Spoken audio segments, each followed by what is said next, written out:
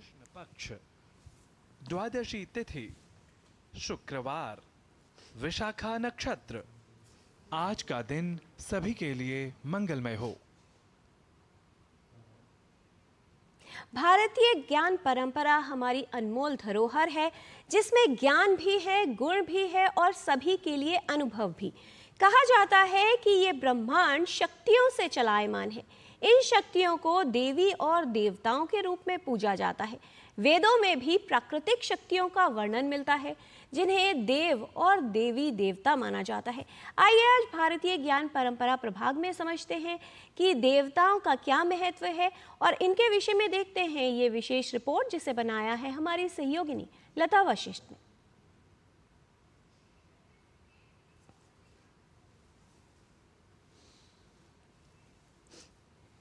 जो अलौकिक शक्ति से संपन्न है, अमर हैं, पूजनीय हैं, संसार को देने वाले हैं, उन्हें देव कहा गया है। देव एव देवता, देवों को ही देवता कहते हैं। यजुर्वेद में प्रमुख 12 देवों का एक साथ एक मंत्र में उच्चारण किया गया है।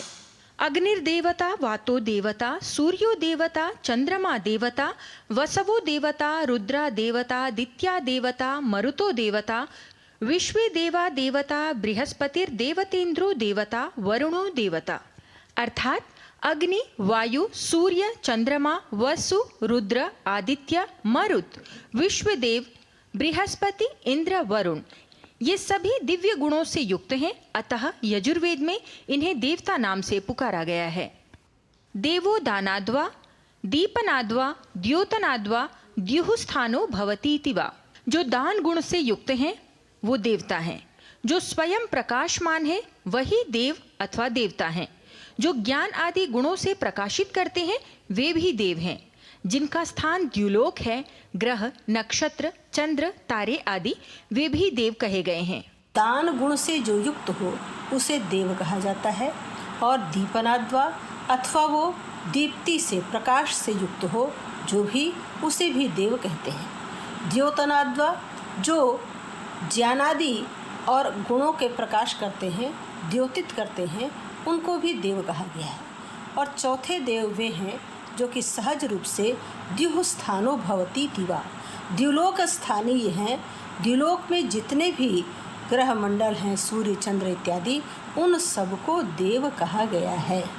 उपनिषद के अनुसार इन सभी देवों के अंदर दिव्यता, प्रकाश, ऊर्जा, गति आदि देने वाला सर्वशक्तिमान ईश्वर है। सभी देव परमेश्वर के अंग प्रत्यंग कहे जाते हैं।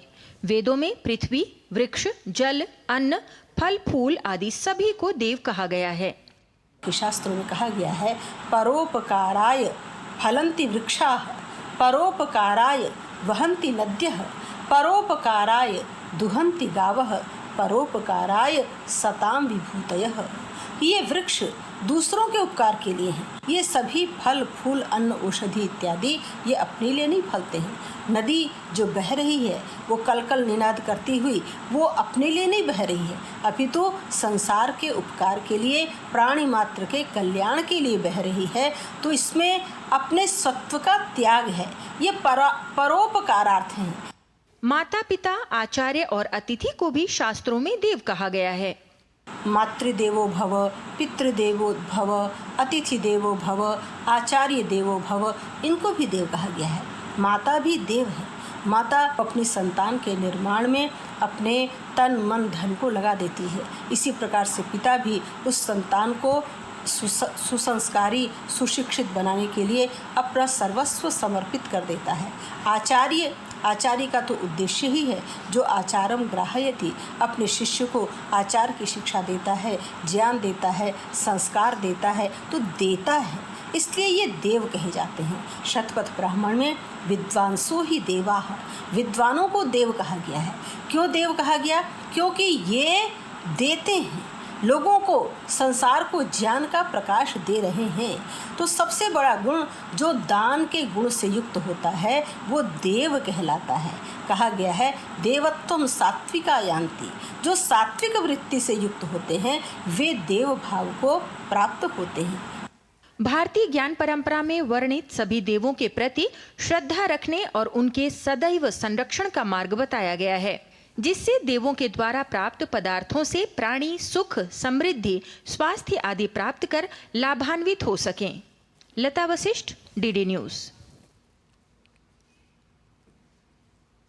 शक्ति से ही जीवन चलायमान है, चाहे वो दिव्य शक्ति हो या फिर हमारे विचारों की शक्ति। विचार यानी हमारी सोच जीवन को समृद्ध बनाते हैं यदि वो सकारात्मक होते हैं, और इसीलिए कहा जाता है कि सदैव ही अपनी सोच और विचारों को शक्तिशाली रखना चाहिए, सकारात्मक रखना चाहिए, क्योंकि सकारात्मक विचार विपत्ति में साहस, दुख में धैर्य और साथ ही संकट की घड़ी में हमें शक्ति देते हैं, जीवन के लिए प्रेरणा स्रोत होते हैं। इसीलिए सकारात्मक विचारों का जीवन में होना अनिवार्य है। लेकिन क्या आप जानते हैं कि जैसी सोच हम रखते हैं उसका प्रभाव हमारे व्यक्तित्व के साथ साथ हमारे स्वास्थ्य पर भी पड़ता है। आइए समझ लेते हैं कि सकारात्मक विचारों का हमारे जीवन पर, व्यक्तित्व पर और हमारे स्वास्थ्य पर क्या प्रभाव होता है और कितना महत्व है एक उत्तम जीने के लिए अपने विचारों को सकारात्मक बनाए रखने का।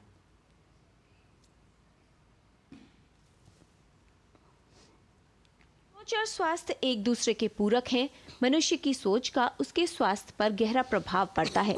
सोच का हमारे स्वास्थ्य से संबंध होता है। अच्छी क्रियात्मक सकारात्मक सोच अच्छे स्वास्थ्य की जनक है। आजकल भागदौड़ भरी जिंदगी, काम का बोझ, प्रतिस्पर्धा, जीवन में तनाव और जल्द ही सफलता पाने की ख्वाहिश, इन सब के साथ जीवन में कभी खुद को तो कभी दूसरों को असंतुष्टि होती है।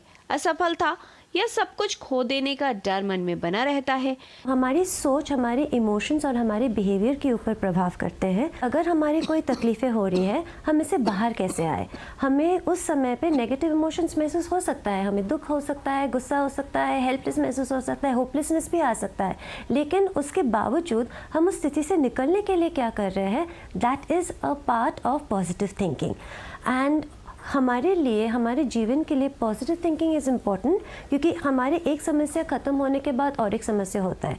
कभी कभी हम बहुत सेटिस्फैक्ट्री कंडीशंस में होते हुए भी, हमारे बहुत अच्छा नौकरी है, हमारे बच्चे ठीक ठाक से कर रहे हैं काम, लेकिन उसके बावजूद एक डिससेटिस्फैक्शन आ गया है, तो वो भी हमारे इमोशंस, हमारे सोच को इन्फ्लुएंस कर सकता है, जिसकी वजह से हम एक चिड़चिड़ा या इरिटेटेड, या हम बार बार सोचते रहे कि हम अचीव और कैसे करें, इसके बाद क्या। सो हमारे जीवन में जो है उसको हमें बार बार इवैल्यूएट करना होगा कि इस समय में ये ठीक है, और अगर हमें और कुछ की कोशिश करना है, how do we plan it. हर परिस्थिति में चिंता करना और ये सोचना कि सफलता मिलेगी या नहीं, ऐसा करना कभी कभी जीवन में शामिल हो जाता है और ये आदत हमारे जीवन को प्रभावित करती है। दो तरह की सोच होता है। एक नेगेटिव में जब हम गिव अप करना शुरू कर देते हैं बिकॉज वी फील कंट्रोल बाहर से ज़्यादा है, so we feel helpless, so we stop trying और we might stop trying eventually.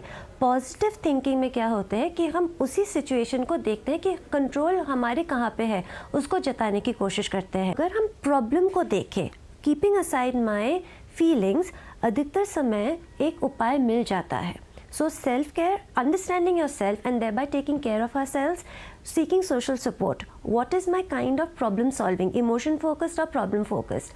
And also हम अपने आप को कितना assert या व्यक्त कर पाते हैं, and thereby हमारी communication skills कैसा है. All of these factors will help build a positive approach towards health. व्यक्ति के व्यक्तित्व, उसके जीवन और उसकी सोच पर नकारात्मक विचार हावी होने लगते हैं। व्यक्ति नकारात्मक सोचने के साथ ही जीने लगता है। सकारात्मक सोच जीवन की चुनौतियों के प्रति सकारात्मक दृष्टिकोण रखने में उपयोगी है। नकारात्मक होने और चिंता करने से बेहतर है कि सक्रिय रूप से चुनौती का सामना किया जाए। सकारात्मक सोच कठिन परिस्थिति में सर्वोत्तम तरीके से समस्या का सामना करने में सहायक होती है।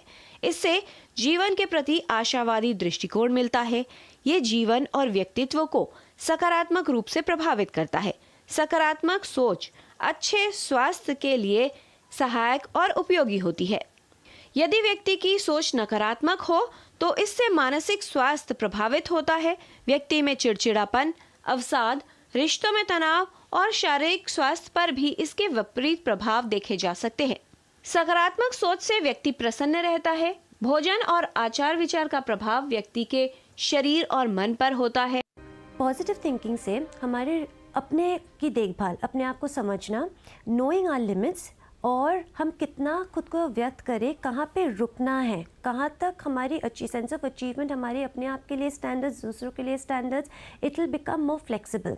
पॉजिटिव थिंकिंग हमारे self evaluation, self functioning, interpersonal relationships and also long term achievement, और हम कितना ऑल्ट्रिस्टिक हो सकते हैं। तो हम सिर्फ ठीक नहीं रहेंगे, दूसरों को भी ठीक रखेंगे, दूसरों को भी मदद करेंगे, तो हम ग्रोथ सिर्फ हमारा नहीं, दूसरे के साथ को भी हम आगे लेके जाएंगे।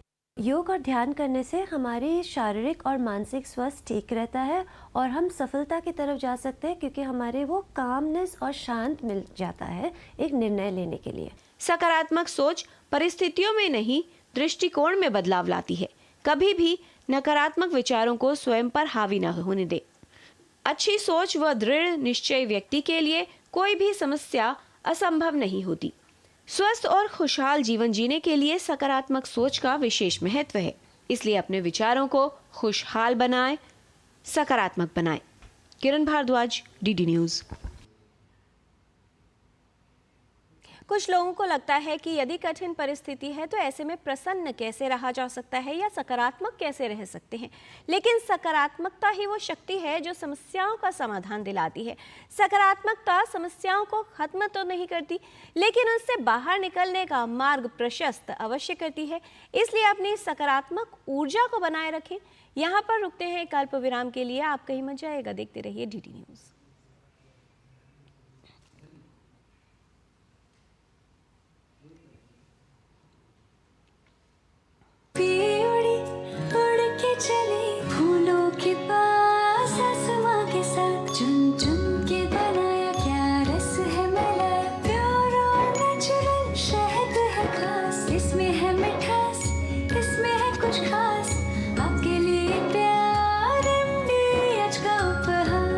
शहद का विश्वास, MDH हनी। कब तक लंबी लाइनों में और बिताइएगा? डिजिटल पेमेंट अपनाइए, चुटकी में हल पाइए। पुराने तरीके कब तक अपनाइएगा? डिजिटल पेमेंट बहुत आसान है, लेकिन चुटकी में पेमेंट चुका। बटुआ ढूंढ रहे हैं? डिजिटल पेमेंट अपनाइए, कभी भी कहीं भी और सुरक्षित। हमने तो इन्हें डिजिटल पेमेंट करना सिखा दिया। आपने? RBI कहता है कि डिजिटल पेमेंट अपनाओ, औरों को भी सिखाओ।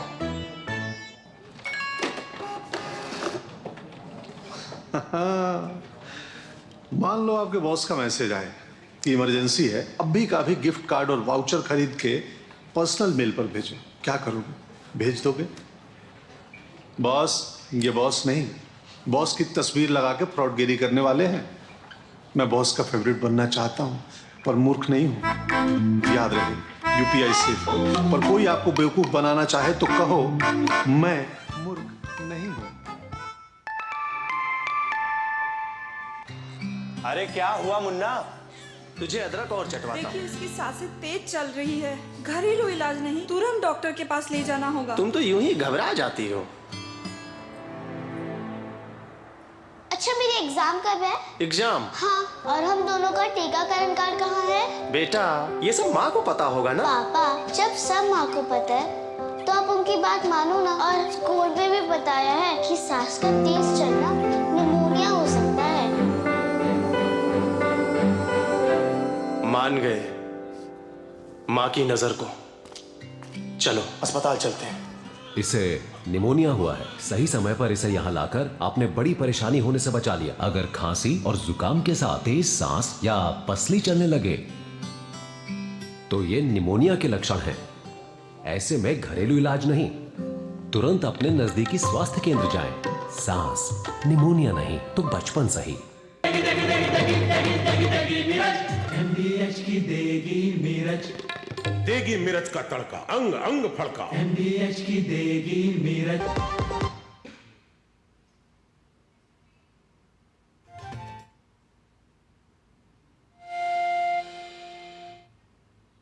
ब्रेक के बाद आपका स्वागत है। नकारात्मक सोच व्यक्ति को शक्तिहीन बनाती है, कांतिहीन बनाती है और उसे कई तरह की समस्याएं होने लगती हैं। अक्सर जब एक ही अवस्था में व्यक्ति नकारात्मक सोचता रहता है तो उसमें सिर में भारीपन या सिर दर्द जैसी समस्या हो सकती है। ऐसे में योग की कौन सी क्रियाएं आपके लिए उपयोगी हो सकती हैं और कैसे सिर दर्द की समस्या को दूर करने में सहायक सिद्ध हो सकती हैं, आइए जान लेते हैं। नमस्ते, मैं हूँ आचार्य प्रतिष्ठा। सर में दर्द हो जाना आजकल एक आम समस्या हो चुका है, जिसके बहुत सारे कारण होते हैं। कभी कभी माइग्रेन, आधी सीसी का दर्द जिसे हम कहते हैं, या फिर गर्दन में अकड़ाहट होने से भी सर में दर्द हो जाता है, या जगह चेंज होने से सर में दर्द हो जाता है। कभी कभी गैस एसिडिटी बहुत बढ़ जाती है तो सर में दर्द हो जाता है। मौसम परिवर्तित होने से सर में दर्द हो जाता है, और आजकल तो प्रदूषण का स्तर बढ़ा हुआ है, इसलिए भी सर में दर्द हो जाना। स्ट्रेस, टेंशन, नींद पूरा ना होना, ये सब कारण है हेडेक के, सर दर्द के। पर जब हमारे सर में दर्द हो, ऐसे में हम ऐसा क्या करें कि हमको इंस्टेंट रिलीफ सर दर्द से मिले, और सिर्फ इंस्टेंट रिलीफ ही नहीं, हम परमानेंट भी इस समस्या से कैसे निजात पा सकते हैं, ये हम आज समझेंगे। जब आपको सर में दर्द है या जब आपको सर में दर्द नहीं भी है, दोनों स्थिति में आपको करना है आनंद मदिरा आसन का अभ्यास। यथा नाम तथा गुणा, आनंद मदिरा। ये हमें इतना आनंद दे देता है कि हमारे सारे शरीर के कष्ट के साथ साथ मन का जो विचरण करने का स्वभाव है वो भी कहीं ना कहीं एकाग्र, यानी एकाग्र चित्त हम होते चले जाते हैं। तो आनंद मदिरा के लिए हम इस प्रकार से वज्रासन में बैठेंगे। वज्रासन आपको पता है किस तरह से करना है ना। आपने अपनी एक पंजे के ऊपर दूसरा पंजा टिकाया, दोनों एड़ी खोल दी और खुली हुई एड़ी पर हमने अपने हिप्स को टिका दिया। ये हमारा वज्रासन की स्थिति बन जाती है। तो वज्रासन में बैठने के बाद हमें अपने टखनों को, अपने एंकल्स को ऐसे पकड़ना है कि अंगूठा अंदर की तरफ रहेगा, उंगलियां बाहर की तरफ। एक बार ध्यान से देखिए हम कैसे पकड़ रहे हैं। ये देखिए, इस स्थिति में पकड़ लेना है और इस स्थिति में पकड़ करके सीधा बैठ गए। अब हमें दबाव महसूस होगा अपने टखनों पर। गर्दन को पीछे ढीला छोड़ दीजिए। आप इस ही स्थिति में आते आते आपको अद्भुत आराम महसूस होगा। बस यहाँ थोड़ी देर रुकिए। अब यहाँ रुककर करना क्या है, नॉर्मल ब्रीदिंग, और ध्यान ले आइए भ्रू मध्य पर, यानी स्पेस बिटवीन द आईब्राउज। इस स्थिति में आकर के न तो किसी थॉट को इनवाइट करना है, न किसी थॉट को हटाना है। जो विचार आ रहा है आने दे, जो विचार जा रहा है जाने दे। बस पूरा ध्यान अपने भ्रू मध्य पर टिका करके रखें। Let it come, let it go. और फिर गर्दन को वापस ले आए, हाथों को भी वापस ले आए, शरीर को बिल्कुल ढीला छोड़ दें। इसका अभ्यास आप, इसमें रिपीटिशन हमको ज़्यादा नहीं करना, मैक्सिमम 2 बार रिपीट कर लीजिए। वो भी तब अगर आपके घुटने में दर्द हो रहा है तो क्या करेंगे, इस तरह से घुटने को, पैरों को खोल लेंगे, रिलैक्स कर लेंगे और फिर दोबारा से इसको रिपीट कर लेंगे। पर इससे ज़्यादा रिपीटिशन की ज़रूरत नहीं है। Try to hold this for a longer period of time. अगला अभ्यास हम करेंगे सुगम सर्प आसन का अभ्यास, और उसके लिए आप इस तरह से अपने पेट के बल लेट जाएंगे। सुगम सर्प से भी पहले क्या करना है, जो सर्प गति की स्थिति, भारत योग की जो सर्प गति की स्थिति बनती है, यानी दोनों कोहनी आपकी जमीन पर है और अपनी ठुड्डी को अपनी हथेलियों के बीच में टिका दो, पैरों को उठा दो। इस स्थिति में थोड़ी देर लेट जाइए। बस सर्प गति नहीं कर रहे हैं हम यहाँ पर, सिर्फ इस स्थिति में लेटना। आप देखेंगे ये आपकी गर्दन से लेकर के खोपड़ी तक के सारे तनाव को दूर कर देगा।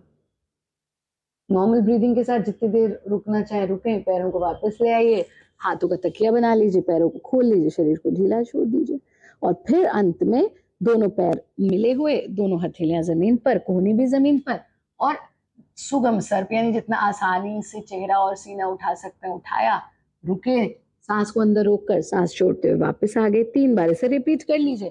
फिर हाथों का सहारा लेकर के अपने आसन में वापस बैठ जाइए।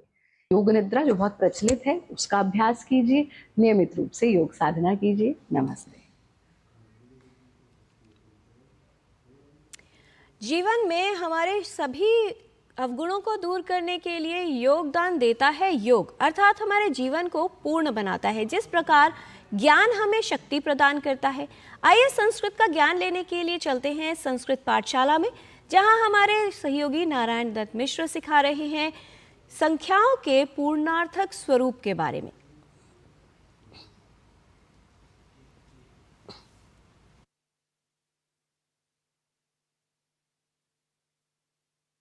स्वागतमस्ति सर्वेषां संस्कृत पाठशालायां। नमस्कारः, अहमस्मि नारायण दत्तमिश्रः। तो आइए आज आरंभ करते हैं संस्कृत की पाठशाला का, जहां हम इन दिनों संख्याओं के स्वरूप का कर रहे हैं विशेष अभ्यास। देखिए, 6 के लिए संस्कृत शब्द है षट्, ऐसे ही 7 के लिए संस्कृत शब्द है सप्त। तो आइए अब आगे बढ़ते हैं संख्याओं की पूर्णार्थकता बताने वाले संस्कृत शब्दों की ओर। 6 की पूर्णार्थकता को हम हिंदी में कहा करते हैं छठा या छठी। वैसे 6 इस संख्या के संस्कृत शब्द को आपने जाना ही है, जो है षट्। और जब छठा या छठी कहना हो तो अब हम कहेंगे षष्ठः और षष्ठी, यानी पुल्लिंग में षष्ठः बालकः, जिसका अर्थ है छठा लड़का। वैसे ही षष्ठः लेखकः अर्थात छठा लेखक, तथा स्त्रीलिंग में षष्ठी बालिका अर्थात छठी लड़की। और ऐसे ही एक और उदाहरण षष्ठी लेखिका अर्थात छठी लेखिका। यहाँ ध्यान दीजिए कि हमें छठी ही लिखना और बोलना होता है, छठवीं नहीं। वैसे ही संस्कृत में षष्ठी ही लिखना और बोलना है, न कि भ्रम में षष्ठी या षष्ठी। अन्यथा वह शब्द 6 का अर्थ नहीं देगा, बल्कि उसका अर्थ होगा 60। अब छठा इस संख्या को नपुंसक लिंग में कहेंगे षष्ठम। षष्ठम भवनम अर्थात छठा भवन या बिल्डिंग। ऐसे ही षष्ठम उद्यानम अर्थात छठा बगीचा। वैसे ही 7 की पूर्णार्थकता को हम हिंदी में कहते हैं सातवां या सातवीं।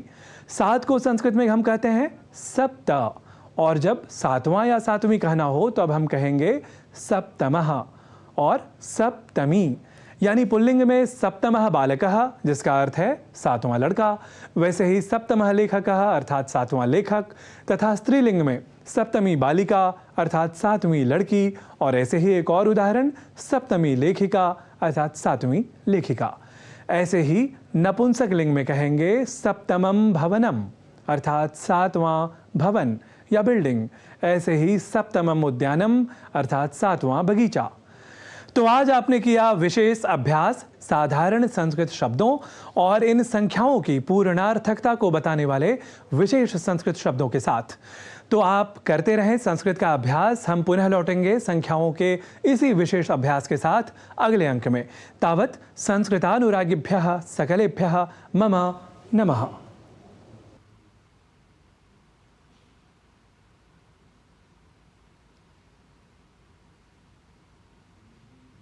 संख्याओं को लेकर त्रुटि ना हो ये आवश्यक है, लेकिन ये भी वास्तविकता है कि जीवन गिनती या संख्याओं का मेल नहीं, भावों का यात्रा है, उसका प्रयोजन है। इसीलिए यही प्रयास करना चाहिए कि कुछ समय अपने परिजनों के लिए अवश्य निकालें, क्योंकि जीवन एक ऐसा मेला है जहाँ पर न जाने कितने ही लोग मिलते हैं, हाथ थामते हैं, साथ चलते हैं, लेकिन वहीं कुछ प्रियजन हमारा साथ छोड़कर चले जाते हैं और रह जाती हैं तो सिर्फ यादें। इसलिए अपनी यादों को सुनहरा बनाए रखने के लिए आवश्यक है कि अपने निकटतम बंधुओं को, अपने परिजनों को कुछ समय दिया जाए, क्योंकि यही जीवन में सबसे बहुमूल्य है। इसलिए अपने आसपास के लोगों को प्रसन्न बनाने का प्रयास करते रहिए। आज के कार्यक्रम में इतना ही। हमारी पूरी टीम को दीजिए अनुमति। नमस्कार।